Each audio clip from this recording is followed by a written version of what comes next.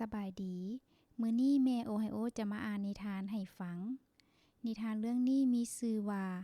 หมากับแมวน้องๆคนใดสนใจอ่านนิทานฟรีสามารถดาวน์โหลดแอป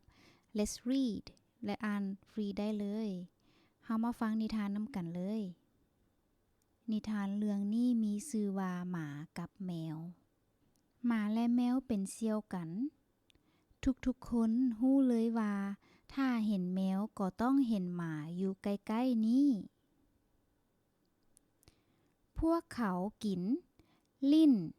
และนอนน้ำกันพวกเขาเหมือนอ้ายน้องกันถ้าแมวบ่อยู่หมาก็บ่กินถ้าหมาบ่อยู่แมวก็บ่กินมีมื้อหนึ่งคนฮู้ว่าแมวจับหนูเก่งเขาเจ้าจึงพาแมวไปอยู่เฮือนนำเพื่อกำจัดหนูขี้ดื้อหมาก็โศกเศร้าพอถูกทิ่มให้ตากฝนอยู่นอกเฮือนผู้เดียวแล้วจึงตัดสินใจไปขอพบกับหมู่เก่าก็คือแมวนั่นเองแมวมาตรงเวลาหมามาพร้อมกับดวงตาสีแดงเป็นหยังเจ้าจึงทิ่มข้อยไปอยู่ในเฮือนในขณะที่ข้อยต้องกินข้าวเหลือจากเจ้าบ่ดนการนัดพบกันได้กลายมาเป็นการต่อสู้แมวจำเป็นต้องได้แล่นหนีลอดหูหนูในขณะที่หมาได้แต่เห่าและเห่าในขณะที่ขี้ฝุ่นไงกุ้มตามหลังแมวก็ได้ยินเสียงหมาห้องใส่ว่าแต่นี่ต่อไปเจ้าต้องลี้ซ่อนตัวจากข้อย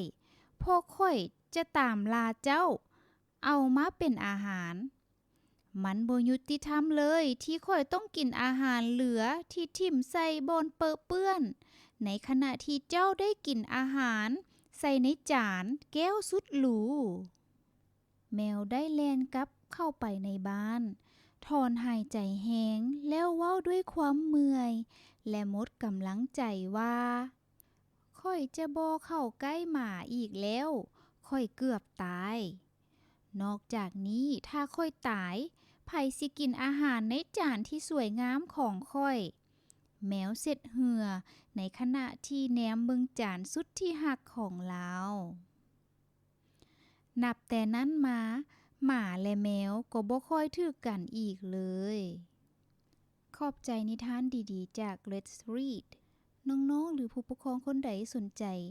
อ่านนิทานฟรีสามารถดาวน์โหลดแอป Let's Read มาอ่านกับน้องๆได้เลยแล้วพบกันใหม่ในเรื่องหน้า